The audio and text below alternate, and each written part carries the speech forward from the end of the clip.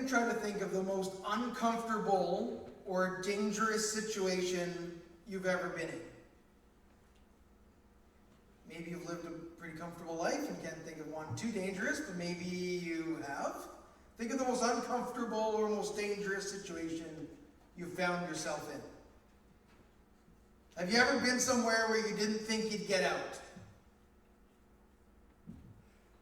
There are times in life when we may find ourselves in difficult situations. How we respond to those situations shows us who we really are. In stressful moments, our instincts kick in, and we do what we need to survive if it is life-threatening. But even in difficult moments that are not life-threatening, we have to really think about how should we react in this situation. Today we're going to look at how a few people reacted to a certain situation. But to start, before we get into the text, I have a bit of a historical story for you to kind of get our thoughts around this. The story is called Flesh from My Bones. On the chilly evening of November 12, 1660, in Bedfordshire, England, a 32-year-old metal worker and preacher named John Bunyan was arrested. His crime was preaching the gospel without an official license from the king. The magistrate looked at his young father and offered him a simple, sensible deal. Just promise that you will stop preaching and you can walk home to your wife and your 4 young children tonight. Bunyan's heart was utterly torn. He was a deeply devoted father. Most agonizing of all was his 10-year-old daughter Mary, who was completely blind. Bunyan knew that if he went to prison, his family would sink into deep poverty. His blind daughter would have to beg. Yet Bunyan knew that if he compromised his faith to make his life comfortable, he would be teaching his children that convenience is more valuable than Christ. So he looked at the magistrate in the eye and said, "If you let me out today, by God's grace, I will preach again tomorrow." Bunyan was thrown into the Bedford County Jail, a damp, dark, crowded, disease-ridden prison. He would end up spending 12 years there. But what did he do in that darkness? First, to keep his family from starving, he learned how to make tagged metal shoelaces from his cell. Every day, his precious blind daughter Mary would walk through the dark, cold streets to the prison gate, collect the shoelaces her father had made, and sell them to buy bread for the family. But second, in that dark prison, John Bunyan took up a pen. On a rough scraps of paper, under the dim light of a single candle, he wrote a book. He called it The Pilgrim's Progress. When Bunyan died, he didn't leave his children gold or land or earthly estates. But the book he wrote in that prison became the second most published book in English history, right behind the Bible. For over 350 years, The Pilgrim's Progress has served as a spiritual map guiding millions of fathers, mothers, and children. John Bunyan thought his imprisonment was the end of his family's security.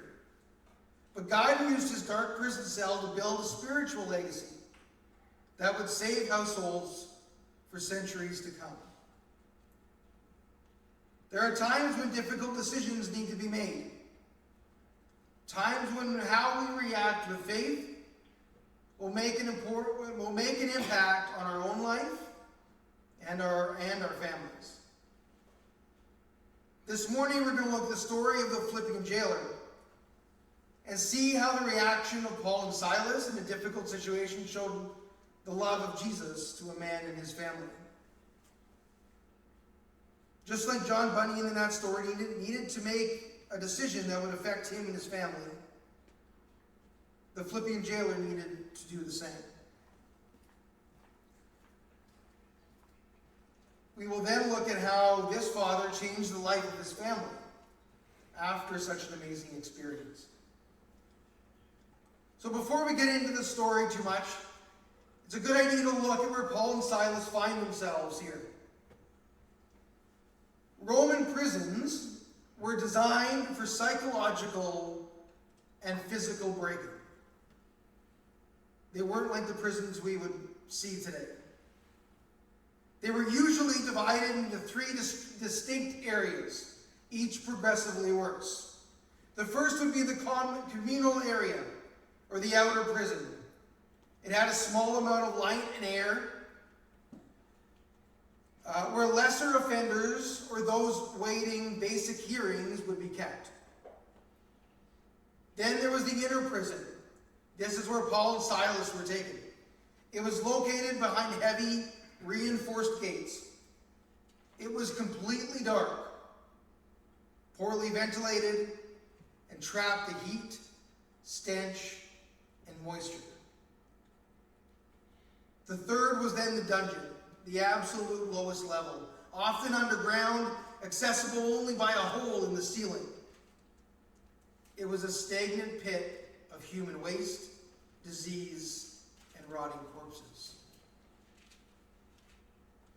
The text says the jailer fastened their feet in the stocks. Roman stocks weren't just for immobilization, they were instruments of torture. They were heavy wooden frames designed to force the prisoner's legs into unnatural, agonizing wide splits. This caused severe cramping, cut off circulation, and prevented them from moving to alleviate the pain of their freshly whipped backs. There were no windows, no candles for the prisoners. The darkness in the inner prison was absolute. The air would be thick with the smell of unwashed bodies, open wounds, and sewage. Sleep was nearly impossible due to the pain, the vermin, and the groans of the other inmates. As far as the guard is concerned, he had absolute accountability. Under Roman law, a guard who allowed a prisoner to escape suffered the exact same penalty the prisoner was facing. Because Paul and Silas were accused of treasonous religious agitation, letting them escape meant the jailer would face a horrific public execution. This explains why his immediate reaction to seeing the doors open was to draw a sword and attempt to kill himself. To Roman honor, suicide was preferable to the shame and torture of execution. This jail would be a brutal, brutal place to be. A place where it would be difficult to find any joy at all. But a place where the real important things in life do come to light. But it's important for us to get a picture of what Paul and Silas were dealing with. The absolute horrendous place that they found themselves in. And we'll see what they were doing. So here in the midnight setting in Acts 16:25, it was about midnight. And Paul and Silas were praying and singing hymns to God. And the prisoners were listening to them. Amidst that darkness, the smell, the pain, here they were, praying and singing. Think of the most unlikely place to find a breakthrough. Places where we would not expect to see many godly things happening. We usually look for God in the quiet, in the comfortable or holy places. We see, though, that God often uses ordinary people and places, and people doing ordinary things to display his love and power. The context of the setting of this story is an uncomfortable one. Paul and Silas aren't in Philippi on vacation. They've been stripped, they've been beaten, they've been thrown into the darkest, deepest part of the prison, their feet fastened in stocks and tortured.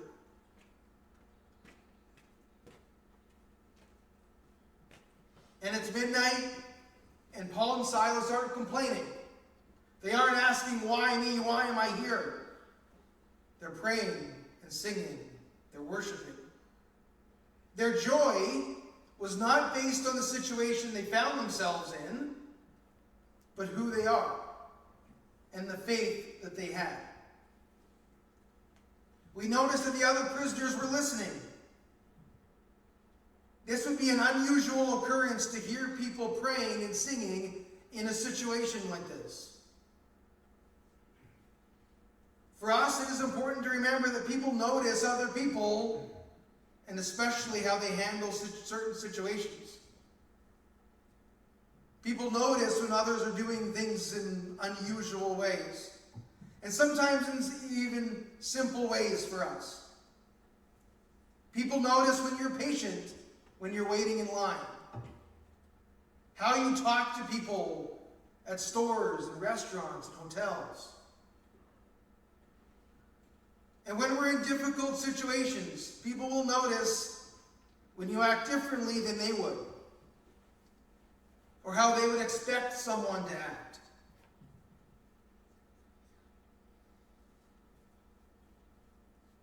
We can be mindful of how we act at stressful times. And for us as fathers, how our children are learning from that. That it leaves them with an example as they figure out their own lives and how they need to handle certain situations. So here were Paul and Silas in a very horrible place, worshiping God. It says, then suddenly there was a great earthquake, so that the foundations of the prison were shaken.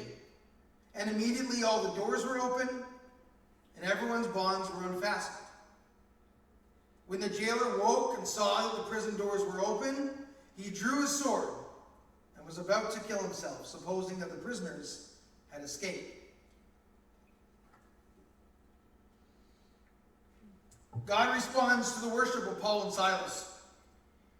The foundations were shaken, the doors were open, the chains fell off. This would have been a scary event for the prisoners, as well as the guard. There you are in the pure darkness, and things start to shake. Likely the prisoners were thinking the building was coming down, and they were going to be buried alive. But then they see the doors open, and the chains fall off. They must have known then that something amazing was happening. Jail doors don't just open, and chains don't just come off. Now, I've never experienced an earthquake myself. Maybe some of you have. But I'm sure it's a bit unsettling to feel the shaking of the ground, especially when you're in an uncomfortable, pitch-dark, gross-smelling jail. This would have been a scary event, unknowing what was exactly going to happen. But after the shaking, we don't get the immediate reaction of Paul and Silas other than talking to the guard.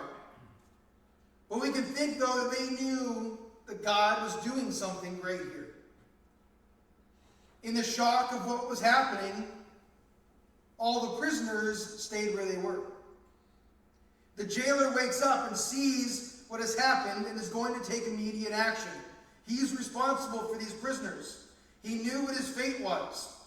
Even though it wasn't his fault, he had no control over it, he was still responsible. He was responsible for those prisoners with his life. He must have thought that all was lost. In crisis, we can have an immediate reaction, instead of kind of slowing down to understand what's actually happening.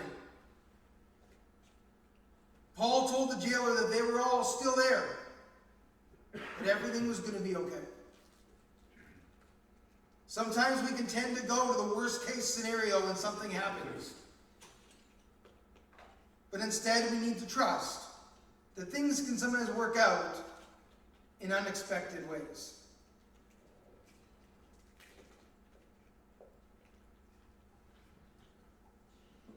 But Paul cried with a loud voice, "Do not harm yourself, for we are all here." And the jailer called for lights and rushed in. and trembling with fear, he fell down before Paul and Silas. The jailer takes a moment to see what was happening. He calls for lights to be brought in so he can see that the men were actually still there. We can only imagine what this man must have felt at this time, with adrenaline flowing, trembling with fear, thinking that his life was over. Had to have been thinking that no one would stay in a place like that if they didn't have to. If people had the opportunity to escape, they definitely would take it. The shock that he would have felt when Paul told him that everyone was still there. This was a life-changing moment, and the jailer knew it. This was the man's response. Sirs, what must I do to be saved? What an amazing response after something like this. Paul and Silas were only in this jail for a few hours.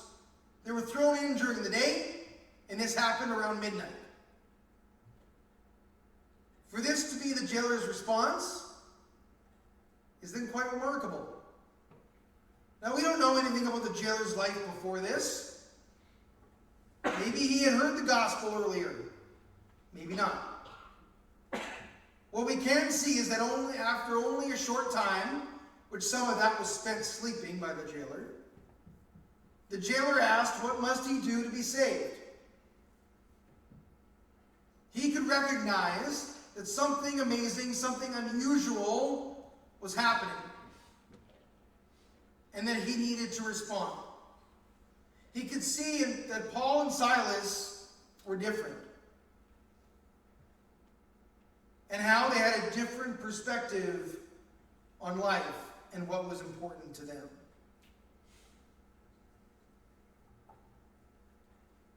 We then see Paul and Silas answer the jailer's question.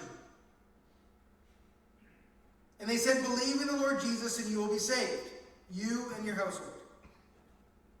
And they spoke the word of the Lord to him and to all who were in his house. They told him that there is salvation. Salvation for him and for his household. The jailer went from a tormentor into a caring, loving brother. When the gospel is shown and accepted, a change comes in unexpected ways.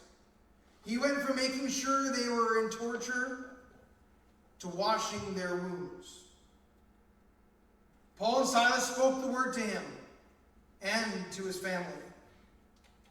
The jailer and all his household were baptized at once, and they ate with Paul and Silas and rejoiced. This short interaction not only changed the life of the jailer, but of his whole household, and possibly for generations after that. His family would never be the same after this day. Not only did this man believe, but his family did as well. When one person comes to Christ, there can be a multiplier effect that carries on in ways that we cannot imagine. Many of us are maybe here today because of decisions that were made by others in our family before us. The effect that has been carried on through generations. The jailer did not keep this good news to himself, but he had to bring these men to his family so they could hear the gospel as well. The gospel compels us to go and spread it. Just often we get in our own way to do that. We make excuses of why it's so hard to do. And I'm not saying that it's easy to spread the gospel in our world. But we don't always take the opportunities that are given to share our faith in situations we find ourselves in. This man knew his family needed to know Jesus and was going to make sure that they heard the good news.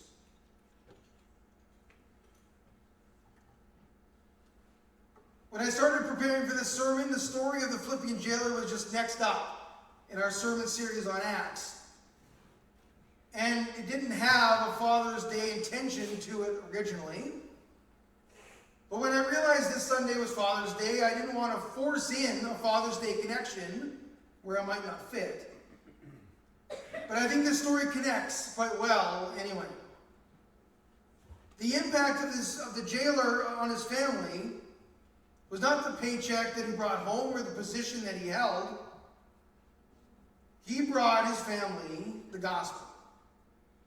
He knew his family needed to know about Jesus, and he made sure that they did.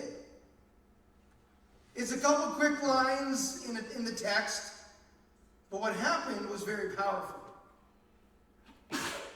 We see clearly in Scripture that God intends the husband and father to be the spiritual leader for his wife and family.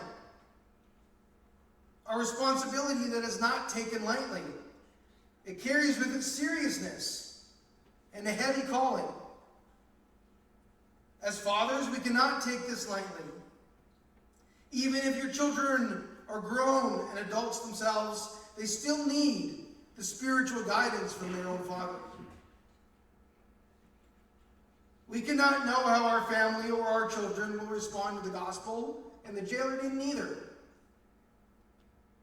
All he knew is that they needed to hear it. That is what we can do as well. To show our children the love we have for Jesus and give them the tools to make wise decisions. In this story, we see faithful lives turning a prison into a house of worship. A rugged jailer into a tender brother, and a broken home into a saved household. All because two men chose joy in suffering. And one man was brave enough to hand the control over to God. In all the difficult moments we may find ourselves in, we can choose how we will respond. Will we respond in frustration and anger and complaints and defeat? Or will we respond with joy even when it is hard? People will notice when we act in unexpected ways. Our children will notice how we act when confronted with challenges. What kind of example are they seeing? The jailer and his family knew that they needed to respond to the gospel. If you're here this morning and need to respond to the gospel, you are welcome to do so. The jailer would not have known how much his life was about to change. And none of us do when we first hear the gospel. But he knew what he needed to do. When we become followers of Jesus, it changes so many things in our lives. We cannot stay the same. For fathers, we carry on our faith to our family. And we show them a life with Jesus is worth it, regardless of what hardships may come our way.